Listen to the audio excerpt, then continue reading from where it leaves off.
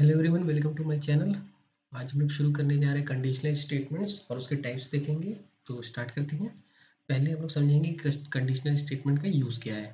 हम लोग ये देख सकते हैं कि कंडीशनल स्टेटमेंट का यूज़ क्या है। पहले बात कर लेते हैं।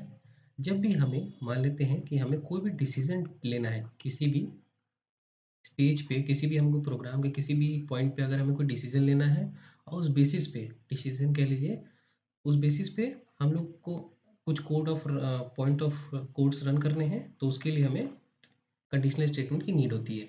जैसे मान लेते हैं कि हमें चेक करना है, कोई वैल्यू है a इज इक्वल टू 10, ठीक है।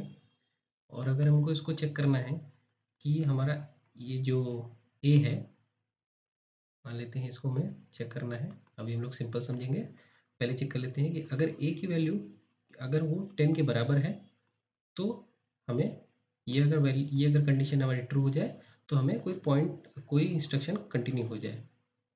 जैसे मान लेते हैं यहाँ पर हमने लिख दिया यस वैल्यू इज 10, मान लीजिए प्रिंट हो जाए वैल्यू इज 10। और अगर ये फॉल्स हो जाए तो लिख के आ जाए value is not 10, value is not 10। ठीक है, तो ये एक तरीके की कंडीशनल स्टेटमेंट हो गई। जब भी हमें किसी भी पॉइंट पे, इसको समराइज कर लेते हैं, जब भी किसी पॉइंट पे हमें डिसीजन लेना है और उस डिसीजन के बेस पे हमें आगे कंटिन्यू करना है एग्जीक्यूशन को, तो उसके लिए हमें कंडीशनल स्टेटमेंट का यूज़ होता है। पहले इसके टाइप्स हैं, 4 तरह के इसके टाइप्स होते हैं। If statement, if else, else if ladder और स्विच केस। आज हम लोग ये 2 पार्ट समझेंगे, फर्स्ट और सेकंड पार्ट, और बाकी जो थर्ड और फोर्थ है उसको हम लोग नेक्स्ट वीडियो में कवर करेंगे, ठीक है। तो इफ़ स्टेटमेंट का सिंटेक्स देख लेते हैं क्या होता है। इफ़ आप लिखेंगे इफ़, जो हमारा एक कीवर्ड था जो हमने पहले भी पढ़ा है। इसके बाद आप ब्रैकेट स्टार्ट करेंगे, यहाँ लिखेंगे कंडीशन। ये कंडीशन कुछ भी हो सकती है, और ब्रैकेट बंद करेंगे। फिर यहाँ पर ये हमारा कर्ली ब्रेसेस हो गए और यहाँ पर हमारा इंस्ट्रक्शंस होगा। ये इंस्ट्रक्शन कब एग्जीक्यूट होगा, इसको हम लोग कह सकते हैं, इस इंस्ट्रक्शन को क्या कह सकते हैं, इफ ब्लॉक।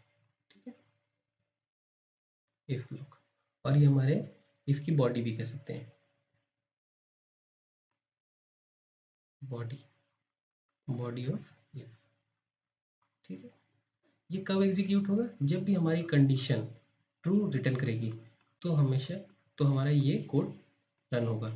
अगर ये कंडीशन फॉल्स होती है तो हमारा एग्जीक्यूशन, जैसे मान लेते हैं कि हमारा एग्जीक्यूशन यहाँ पर था, हम यहाँ तक पहुँचे, इसके बाद हमने इफ में कंडीशन चेक की, अगर ट्रू हुआ तो वो यहाँ पर रहेगा, और अगर ट्रू नहीं हुआ, अगर ट्रू नहीं होगा तो फिर हमारा जो पॉइंट है वो यहाँ पर आएगा। यहाँ पर जो भी नेक्स्ट इंस्ट्रक्शन होगी उसको वो एग्जीक्यूट करेगा। ठीक है, जो भी यहाँ नेक्स्ट इंस्ट्रक्शन होगी उसको कंटिन्यू करेगा। इसका फ्लो चार्ट देख लेते हैं। फ्लो चार्ट से हमें समझ में आएगा कि इसका फ्लो कैसे चल रहा है। ठीक है, तो पैसे मान लेते हैं कि हमने यहाँ स्टार्ट किया, इसके बाद स्टार्ट के बाद से हमारा यहाँ आया। अब यहाँ पर हमारी कंडीशन है, तो हम लोग यहाँ कंडीशन लिख लेंगे, कंडीशन ट्रू है कि फॉल्स है। और कंडीशन को जब भी हम लोग फ्लो चार्ट में रिप्रेजेंट करते हैं तो उसके लिए डायमंड का इस्तेमाल करते हैं। ठीक है, डायमंड हमारा एक सिंबल हो गया फ्लो चार्ट का, जिससे हम कंडीशन को रिप्रेजेंट करते हैं। अगर ये कंडीशन ट्रू हो जाती है तो हमारा इफ ब्लॉक चलेगा। ठीक है, जो हमने देखा था वो चलेगा। इसको हम लोग रेक्टेंगल बॉक्स में डाल देते हैं। और अगर ये कंडीशन हमारी फॉल्स होती है तो वो नेक्स्ट इंस्ट्रक्शन पे चला जाएगा। ठीक है, डायरेक्टली चला जाएगा।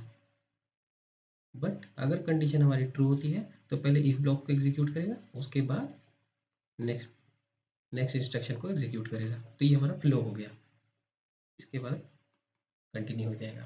ठीक है, इसका आज हम लोग एक एग्जांपल भी देखेंगे कोड करके। इसके बाद सेकंड टाइप हम लोग समझ लेते हैं, उसके बाद आखिरी में दोनों का कोड देख लेंगे।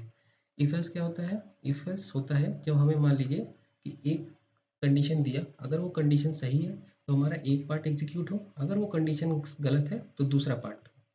जैसे मान लीजिए कि यहाँ कोई कंडीशन हमने ले ली, ठीक है, इसके बाद ये हमने इंस्ट्रक्शन लिख दिया, इसके बाद यहाँ हमने लिख दिया एल्स। इफ एल्स इंग्लिश वाले वर्ड्स हैं, ये समझ सकते हैं इसके मीनिंग। ये दोनों कीवर्ड भी हो गए हमारे। इसमें क्या होगा कि अगर कंडीशन हमारी ट्रू होगी तो हमारा ये ब्लॉक इफ ब्लॉक एग्जीक्यूट करेगा। अगर हमारी कंडीशन फॉल्स हो जाती है, इफ कंडीशन इज फॉल्स, अगर हमारी कंडीशन फॉल्स हो जाती है तो हमारा ये ब्लॉक काम करेगा। ठीक है, इसका भी फ्लो चार्ट एक बार देख लेते हैं कि ये कैसे वर्क करेगा। ऐसे समझिए कि ये स्टार्ट है, ठीक है। इसके बाद यहाँ हम लोग आए, यहाँ पर हमने कंडीशन चेक की,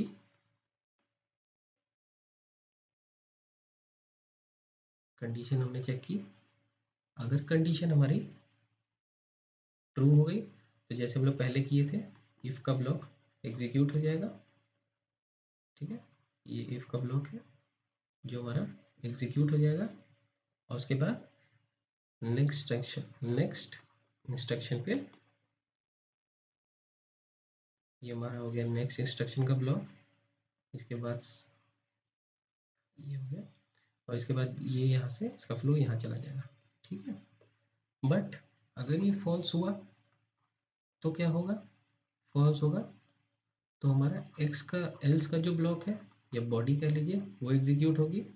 एल्स का जो ब्लॉक होगा वो एग्जीक्यूट होगा फॉल्स होने पे, और उसके बाद वो भी यहाँ पर नेक्स्ट को कंटिन्यू करेगा। ठीक है, ये हमारा फ्लो चार्ट हो गया। और इसको लेते हैं, इफ़ के लिए हम चेक कर एक प्रोग्राम लिखने जा रहे हैं, check whether the given number is between 5 to 10। तो हम लोग इसको यूज़र से भी इनपुट लेके चेक करेंगे। तो हम लोग स्टार्ट करते हैं, हैश इंक्लूड, ये हमने हेडर फाइल को इंक्लूड कर लिया। ठीक है, इसके बाद int मेन हमने लिखा, इसके बाद ब्रेसेस हमने ऑन अपने स्कोप ऑन कर दिए मेन का। उसके बाद हमने एक वेरिएबल ले लिया, n ले लेते हैं एक वेरिएबल, इसको हमने डिक्लेयर कर लिया। इसके बाद इनपुट ले लेते हैं, इनपुट लेने के लिए हम स्कैनफ यूज़ करते हैं, और यहाँ पर हो गया फॉर्मेट स्पेसिफायर, ये इंटीजर टाइप है इसलिए इसका फॉर्मेट स्पेसिफायर डी हो गया, comma ampersand N. Ampersand N का मतलब ये है कि एन के एड्रेस पे जाके ये वैल्यू जो भी इनपुट यूज़र इनपुट करेगा वहाँ पर जाके चली जाएगी। अब हमें चेक करना है इफ़ हमारी कंडीशन एन से बिटवीन है कि नहीं, जो हमारी कंडीशन है वो 5 to 10 के बिटवीन में है कि नहीं। तो हम लोग उसको कैसे चेक करेंगे कि हमारी जो वैल्यू हो वो एन 5 से बड़ी होनी चाहिए, और मैंने लॉजिकल एंड के बारे में बताया था, एंड वो 10 से छोटी होनी चाहिए। तो अगर ऐसा है तो हमें क्या प्रिंट होना चाहिए, प्रिंट एफ, हमें प्रिंट होना चाहिए the value is between 5 to 10, ये हमें प्रिंट हो जाएगा। अब इसको रन करा के भी देख लेते हैं, और यहाँ पर आखिरी में रिटर्न 0, क्योंकि ये हमारा जो इसका रिटर्न टाइप है वो इंटीजर है, तो इसको हम लोग रिटर्न 0 चेक कर लें।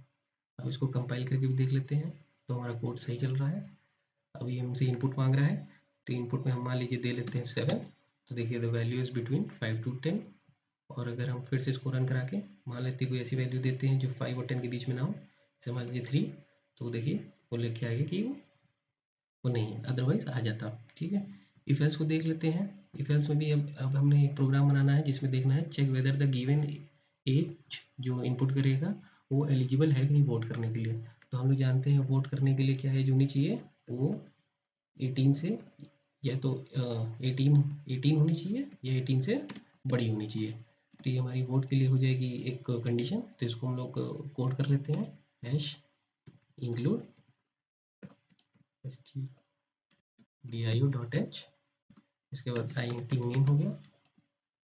इसके बाद हम लोग फिर से एक वेरिएबल ले लेंगे, n ले लेते हैं।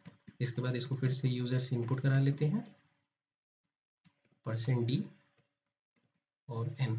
आप चाहिए तो एक मैसेज भी स्क्रीन पे प्रिंट करा सकते हैं, printf enter the value, enter the value, और ये हो गया। इसके बाद हम लोग जो वैल्यू लेंगे उसको चेक करेंगे, इफ़ n जो हमारा है वो अगर ग्रेटर है 18 से,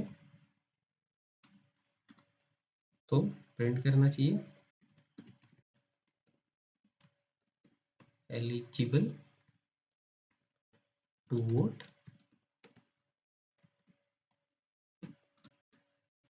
इसके बाद हम लोग एल्स लिख लेंगे, अगर वो एलिजिबल नहीं है यहाँ पर printf होगा। इसके बाद हम लोग यहाँ लिख लेते हैं printf नॉट एलिजिबल, और यहाँ पर रिटर्न 0। अब इसको रन करा के देख लेते हैं कि एलिजिबल है कि नहीं। हमसे वैल्यू पूछ रहा है, मान लेते हैं हमने पहले दिया 17, तो नॉट एलिजिबल हो गया। अब इसको फिर चला के एक बार देख लेते हैं, अगर हम 18 दे रहे हैं तो एलिजिबल टू वोट आ रहा है, जो भी वैल्यू देंगे वो एलिजिबल टू वोट होनी चाहिए। ठीक है, तो आई होप आप लोग ने समझ गए होंगे कि इफ़ क्या होता है, इफ एल्स क्या होता है। दोनों का हम लोग ने एक बार प्रैक्टिकल करके देखा है। आप लोग अपनी प्रैक्टिस के लिए इसको जरूर अपने से कोड करके देखें। बाकी हम लोग जो दो अदर पार्ट है जो हमारे else if ladder and switch case, उसको हम लोग नेक्स्ट वीडियो में समझेंगे। Okay, thank you for watching.